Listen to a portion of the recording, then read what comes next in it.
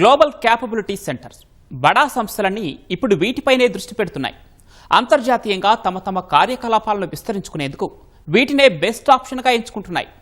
IT హబ్గా ఉన్న హైదరాబాద్లోనూ జీసీసీల ఏర్పాటు జోరందుకుంటోంది. ప్రపంచ స్థాయి మౌలిక సదుపాయాలుండటం, నైపుణ్యం ఉన్న మానవ వనరులు లభించడం వల్ల పలు అంతర్జాతీయ స్థాయి కంపెనీలు ఇక్కడ జీసీసీల ఏర్పాటుకు ఆసక్తి చూపిస్తున్నాయి. ఇవి అందుబాటులోకి వస్తుండటం వల్ల ప్రత్యక్షంగా యువతకు ఉద్యోగావకాశాలు లభించడంతో పాటు పరోక్షంగా చాలా మందికి ఉపాధి దొరుకుతోంది. ఇటీవల హైదరాబాద్ వేదికగా జరిగిన కాన్క్లేవ్లోనూ గ్లోబల్ క్యాపబిలిటీ సెంటర్లపై చర్చలు జరిగాయి. పలు సంస్థల ప్రతినిధులు తమ అభిప్రాయాలను పంచుకోవడంతో పాటు భవిష్యత్తు కార్యాచరణను ప్రకటించారు. మరి హైదరాబాద్ జీసీసీలకు కేర్ ఆఫ్ అడ్రస్గా ఎందుకు మారుతోంది? ఆయా ప్రతినిధులు ఏమంటున్నారు? ఈ వివరాలు ఇప్పుడు చూద్దాం.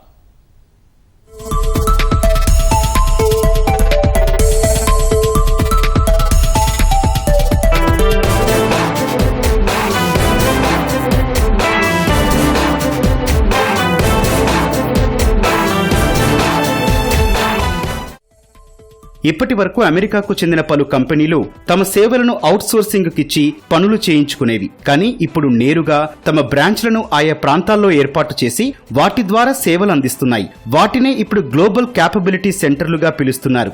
ఇప్పటికే డెలాయిట్ కంపెనీ జీసీసీ ద్వారా భారత్లో సేవలను విస్తరించింది. ఇప్పుడు ఒరాకిల్ కూడా హైదరాబాద్లో ఓ బ్రాంచ్ ఏర్పాటు చేసి కార్యకలాపాలను కొనసాగిస్తోంది. ఈ రెండు సంస్థలే కాదు, దిగ్గజ సంస్థలన్నీ హైదరాబాద్లో గ్లోబల్ క్యాపబిలిటీ సెంటర్లు ఏర్పాటు చేసి ఎందుకు ముందుకొస్తున్నాయి?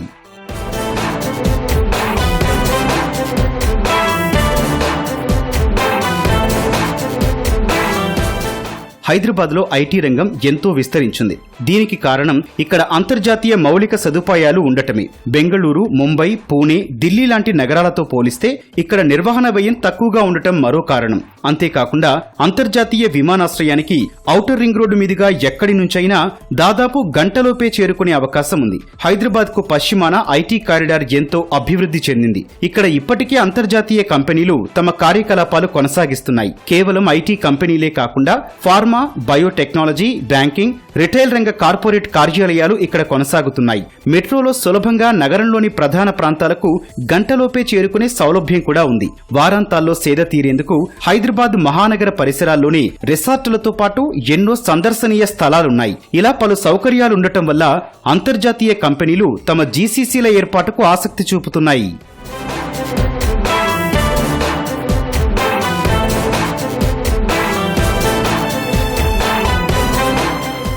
హైదరాబాద్లో జీసీసీల ఏర్పాటు క్రమంగా పెరుగుతోంది. గతేడాది ఏకంగా 70కి పైగా గ్లోబల్ క్యాపబిలిటీ సెంటర్లు ఏర్పాటయ్యాయి. ఇందులో గోల్డ్మెన్ సాక్స్, FedEx, TJX, Stellantis, London Stock Exchange, Bristol Myers Squibb, Inspire Brand జీసీసీలున్నాయి.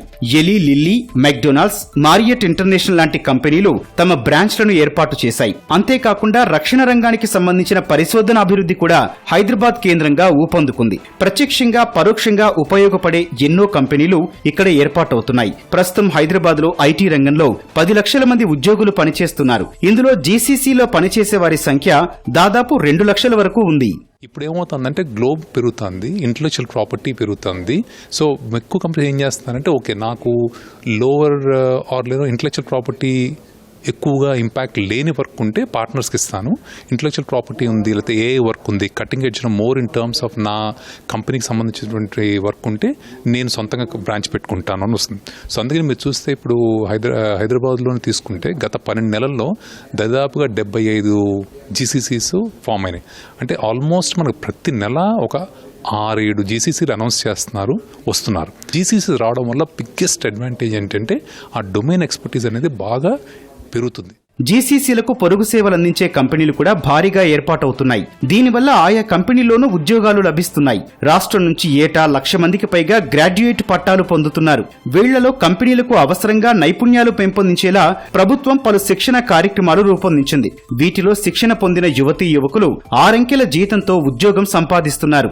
దీనివల్ల మార్కెట్లో నగదు చలామణి పెరిగేందుకు వీలవుతోంది. అంటే ఆర్థికంగానూ జీసీసీల ఏర్పాటు ఎన్నో ప్రయోజనాలు కలిగిస్తోంది. బట్ ఇప్పుడు ఏంటంటే కొన్ని చిన్న చిన్న కంపెనీస్ కూడా, అంటే కొంచెం మంచి యూరోపియన్ కంపెనీస్, వీటికి కూడా ఇండియా గురించి తెలిసేది కాదు.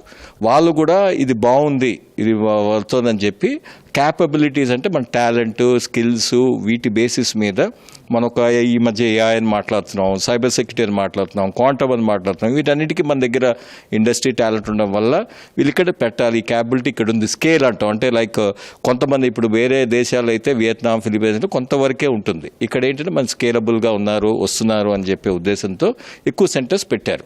ఆల్రెడీ ఇది నోన్ థింగ్ కాబట్టి ఇప్పుడు కొంచెం ఇంకా ఎక్కువ వస్తున్నాయి. ప్రస్తుతం దేశవ్యాప్తంగా 2000కు పైగా జీసీసీలు ఉన్నాయి. హైదరాబాద్ లో 400 వరకు జీసీసీలున్నాయి. భారత్ లో మానవ వనరుల నైపుణ్యం అధికంగా ఉండటం వల్ల పలు అంతర్జాతీయ కంపెనీలు ఇక్కడ జీసీసీల ఏర్పాటుకు ముందుకొస్తున్నాయి.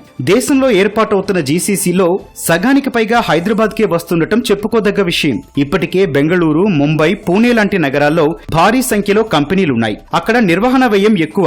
అంతేకాకుండా లీజు, అద్దెలు కూడా ఆకాశాన్నంటాయి. కాస్ట్ ఆఫ్ లివింగ్ కూడా హైదరాబాద్ తో పోలిస్తే అధికంగా ఉంటుంది. వీటన్నింటినీ దృష్టిలో ఉంచుకొని జీసీసీలు, ఐటీ కంపెనీలు ఇక్కడ తమ కార్యాలయాల ఏర్పాటుకు ముందుకొస్తున్నాయి. ప్రభుత్వం కూడా అంతర్జాతీయ కంపెనీల ఏర్పాటుకు ఆహ్వానం పలుకుతోంది. పలు రాయితీలు కల్పిస్తోంది. సులభంగా అనుమతులిస్తోంది. 12 ఏళ్ల వ్యవధిలో ఐటీ రంగం ఎంతో అభివృద్ధి చెందుతూ వస్తోంది. ఈ మేరకు ప్రభుత్వం తగిన సౌకర్యాలు కల్పిస్తుండటం వల్ల పలు కార్పొరేట్ కంపెనీలు ముందుకొస్తున్నాయి.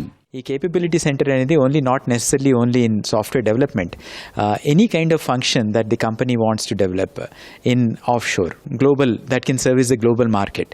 అంటే మనం ఇండియాలో కూర్చుని different parts of the world వాళ్ళకి డిఫరెంట్ సర్వీసెస్ ప్రొవైడ్ చేయడం, ప్రోడక్ట్ డెవలప్మెంట్ సర్వీసెస్, లేకపోతే ఈవెన్ అదర్ డొమైన్స్లో కేపబుల్గా ఫంక్షన్ చేయడానికి గ్లోబల్ కేపబిలిటీ సెంటర్స్ అని పెడుతున్నాం. ఇది మనం ఈ మధ్య ఇండియాలో చాలా చోట్ల ఇవి వస్తున్నాయి. హైదరాబాద్లో లాస్ట్ 1 year నుంచి చూస్తే we have been seeing that Hyderabad is becoming one of the hot favourites for companies all over the world to open a GCC here. అంతర్జాతీయ కంపెనీలకు సేవలందించేందుకు పలు స్థానిక కంపెనీలు కూడా ఏర్పాటు అవుతుండటం మరో కీలక విషయం.